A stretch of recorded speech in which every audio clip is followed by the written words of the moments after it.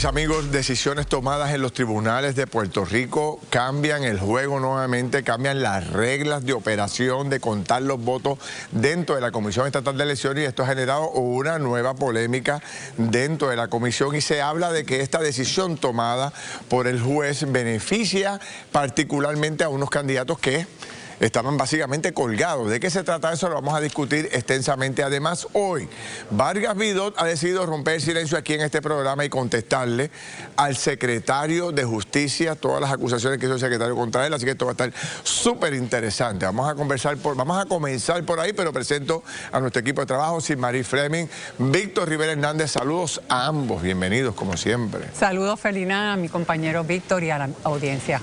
Saludos, Silmarí, gusto de verte nuevamente. Saludos, Ferdinand, y saludos al país. Me comí un cuerito de lechón ahorita que me dieron ahí, estoy medio seco de la garganta. No lo compartiste, no lo compartió. Ahora es que lo dice.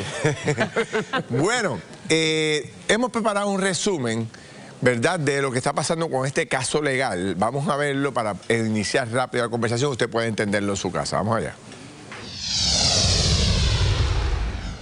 Continúa el pulseo en el escrutinio general, y es que a más de 20 días de las elecciones aún hay candidatos que desconocen su futuro político. ¿Qué está trazando el proceso del escrutinio? Este código eliminó las plazas de los oficiales de inscripción permanente. Cada vez que se cambian los voluntarios, pues viene gente nueva que no está adiestrada, y eso retrasa el proceso. Lo otro que está retrasando el proceso también, que nos dimos cuenta, es al principio, en la primera semana, se dieron instrucciones conflictivas en la papeleta legislativa de nominación directa.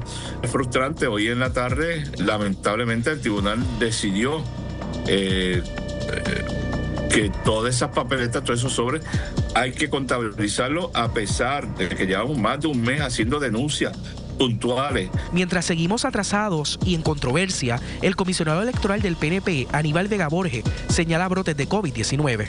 Y algunas veces nos llaman y nos dicen, mira, fui al doctor y tengo COVID, o tengo microplasma, o tengo gripe y tengo la influenza, y entonces eso lo que conlleva es que esa persona tiene una semana libre y tengo que sustituirlo por uno nuevo. Cuidado con que comisionados estén señalando hay un brote de tal cosa, no, eso puede prestarse a que no lleguen los voluntarios. Si hubiese un brote, yo espero que nos hubiesen notificado a la comisión, no ha sido cierto. Hoy, distinto a la semana pasada, hay mucha gente con mascarilla y aquí se proveen, tenemos los sanitizers y eso, pero ya tengo la experiencia 2020, si fuera que hay COVID, pues también lo vamos a poder atender. La verdad que esta es la de nunca terminar. O sea, esto es crisis tras crisis. Ahora el tema del COVID, que debería ser una decisión uniforme de la comisión institucional, la presidenta, mira, hay unos problemas de COVID aquí, vamos a tomar la siguiente decisión. Pero que salga esto de uno de los comisionados nada más, pues entonces empieza esta política, empiezas a cuestionar si hay COVID o no hay COVID, pero ¿qué es esto? Pero no es de extrañar, Ferdinand, porque al parecer, en algunos momentos tiene algún tipo de control esta presidenta, pero en otros momentos es cualquiera de los comisionados. Pero de hecho ya ella sale y desmintió las alegaciones de Aníbal Vega Borges, Jessica Padilla. Bueno, pero ¿a dónde vamos a llegar, señores? Vamos a analizar esto con el panel radial de todas las semanas aquí en televisión. Está el doctor José Efraín Hernández, analista de WKQ 580, don Eddie López, analista de Nación Z, y aquí está Armando Valés, gerente de Radio Isla 1320. Saludos. Buenas noches, Ferdinand, a los compañeros y a los televidentes también que nos sintonizan. Bueno, por si acaso hay alguien de Noti1, estoy yo aquí de Noti1. Bueno, Efraín, ¿qué significa la decisión tomada por este juez que ahora permite que todas las papeletas que se habían cuestionado, todo este proceso no se contara o se estaba en cuestionamiento, ahora hay que contarlo todo? Bueno, lo que pasa es que eso eran electores que la dirección donde está, la dirección en el registro electoral era distinta a donde se le envió estas papeletas. Hay que recordar que son los candidatos, en su mayoría, gente de los partidos, los que tramitan esas solicitudes, y entonces entonces, pues claro, al llegarle, al ver esa discordancia, ¿no?, entre una dirección y la otra, pues lanza dudas. También hay que tener en cuenta de que los electores tienen acceso a unas papeletas dependiendo del lugar donde viven, de los alcaldes, los representantes, a los senadores y los representantes por acumulación, quién aparece primero. Pero claro, ¿qué pasa? También hay que analizar lo siguiente, que el derecho al voto es un derecho fundamental. Para tú poder despojar a un elector del derecho al voto, pues tiene que pasar por un escrutinio estricto. Era una decisión pues que se podía dar, ¿verdad? Porque ¿qué iban a hacer? ¿Despojarle el voto a esas personas? Aquí el problema es de la comisión y de la responsabilidad de los electores de mantener ese registro electoral al día con la dirección donde está viviendo la persona. Decía Edwin Mundo aquí que, por ejemplo, él y el gobernador estaban en esa misma lista, que él recibe la papeleta en un P.O. Box que no es donde él vive en otro lado. Mira, un poco para ponerlo en contexto, y el gobernador pasaba más o menos lo mismo. Se habla de lo que es el proceso de validación. Antes de abrir nada de lo que hay contenido en ese sobre, sean papeletas, sea lo que haya, si está la identificación del elector, hay un ser humano o unos seres humanos que se certifican de que esa persona, en efecto, fue de los que solicitó el voto adelantado y que esa dirección y el nombre de la persona cuadra antes de abrir el primer sobre.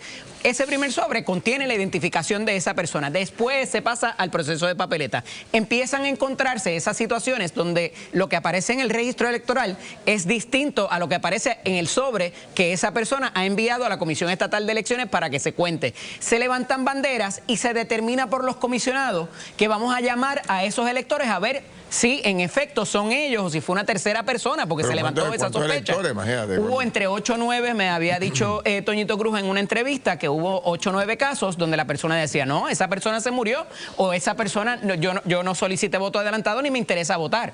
Entonces se levantaron una serie de situaciones que propende a que se lleve entonces esto a través de un caso, un recurso extraordinario. Y el juez decidió que hay que contarlo. Y el juez decidió que hay que contarlo y respectivo de lo que aparezca ahí, esa validación. Armando, pues, queda añádele al tema el tema de toda esta controversia que ahora nace también con el tema del COVID.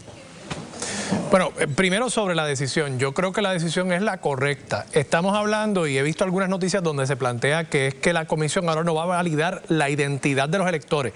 No, falso.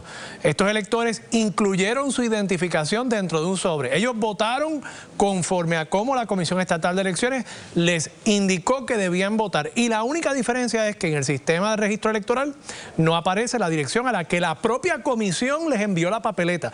¿Cómo ahora le vamos a negar a estos electores el derecho a que su voto ser contado por el hecho de que la comisión envió ese sobre a una dirección que no estaba en el registro electoral? Sí. ¿Usted está de acuerdo entonces con la decisión del juez en este caso que determina que la comisión no tiene que validar las direcciones del voto adelantado? Yo creo que si había que validarlo, había que hacerlo antes. Después de enviarle una papeleta a un elector, ese elector emitir un voto y enviarlo correctamente de regreso a la Comisión Estatal de Elecciones. Yo no sé cómo le negamos al elector el derecho a que ese voto sea contado porque alguien me llamó a mi casa o a mi teléfono celular y a esa hora yo no pude contestar el teléfono. Yo no veo cómo en este sistema, donde además estamos reclamando que se cuenten los votos por nominación directa y que sepamos cuántas personas votaron por Mickey Mouse y por Mariana Nogales, sin que vaya a tener ningún efecto sobre el número de personas que van a entrar a la Cámara. ¿Cómo le vamos a negar a estos electores el derecho al voto?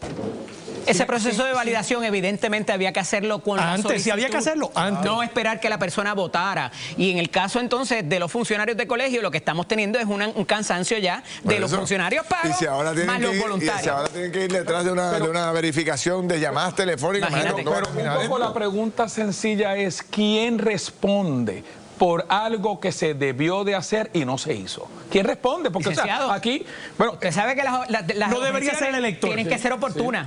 Y a mí me parece, y estoy de acuerdo con el juez y de acuerdo con Armando, el tiempo se les pasó para levantar ese asunto. Es que no estoy hablando del elector. ¿Quién responde en la Comisión Estatal de Elecciones por algo que se supone que se hizo y no se hizo? La Comisión Estatal de Elecciones, ahí es la que se supone que depure ese registro. Además, para este ciclo electoral está lo del R, que es el registro electrónico de electores, donde los ciudadanos pueden hacer esos cambios, pero si las personas tampoco son diligentes de hacerlo, pues el voto, lo que yo decía, al ser un derecho constitucional, para tú poder, para despojárselo a una persona, tienes que someterlo al escrutinio estricto de revisión judicial. Lo último que tú puedes hacer es quitarle ese voto a la persona, por lo tanto tienes que contárselo porque de hecho esa es la cita con la que comienza el caso. Hay una cita del caso de Gautier Vega versus Comisión Estatal de Elecciones y empieza un poco hablando del derecho al voto como un pilar del sistema democrático. Sí. Desde que uno lee ese tipo de cosas, ya uno sabe cuál va a ser el final. Incluso, Víctor, nosotros le permitimos a muchos electores, ¿cuántos de nosotros no sabemos de personas que se trasladan a otros pueblos para votar el día de las elecciones porque no han cambiado su dirección en 20 años? Entonces, a estas personas que incluyeron una fotocopia de su identificación en el sobre, le vamos a negar el voto porque no contestaron una llamada. Eso no hace ningún sentido. Hay un dato que, tengo que pausar, pero yo decía que ya para esta fecha por lo menos debieron haber adjudicado alguna de las candidaturas en controversia. No se adjudica ninguna y se sigue contando. Pero es porque se están cometiendo errores en mesa, Ferdinand, y mientras más mesas abran, más errores van a haber. Creo que estaban llegando a Mayagüez. Sí. Pero entonces las que están en controversia no se adjudican, o sea, no se resuelven. Y ahora con un COVID y un micoplasma tan oportuno que llega en la víspera de San Giving, pues más nos tardaremos. Y un debate sobre la ley de minoría sin saber si efectivamente se va a activar o no. El tema del COVID, para mí, lo que yo planteo es que como una decisión tan impactante, porque si tú tienes, si hay un brote de COVID, eso hay que ponerle candado. Así era que se operaba antes cuando había el COVID. Bueno, o en el peor de los casos, bueno, pues entonces sacar a la gente que está enferma, ponerle mascarilla. Tomar unas medidas. Es un cambio. Eso es un cambio que tiene que tomar la gerencia. Y la presidenta debe hacer un statement sobre eso. Mire, X, Y, Z, vamos a hacer esto. No hay COVID, pero la preocupación para todos los que están esperando. O sea, recuerden que ahora mismo hay comités de transición en municipios que no han aceptado la derrota. El mejor ejemplo es el de Humacao.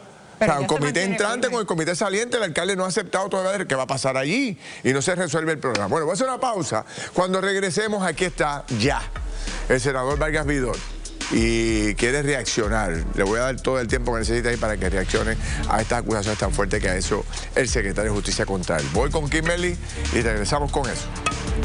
Gracias, Ferdinand. La guerra primarista sigue latente en las vistas de transición. Se vislumbra una división en el PNP después de este asunto. Además, mire lo que pasó ayer. Y después Vargas Vidot se montó en ese caballo para hacer campaña política. Hoy él se defiende de estas acusaciones, el doctor Vargas Vidot. ¿Cómo reacciona a ser alegadamente un politiquero? Mire su rostro, al regreso lo discutimos y a solo horas de dar gracias. Hoy nuestro panel de fe reflexiona y nos unimos a un llamado muy especial. Está jugando pelota dura, usted no se retire.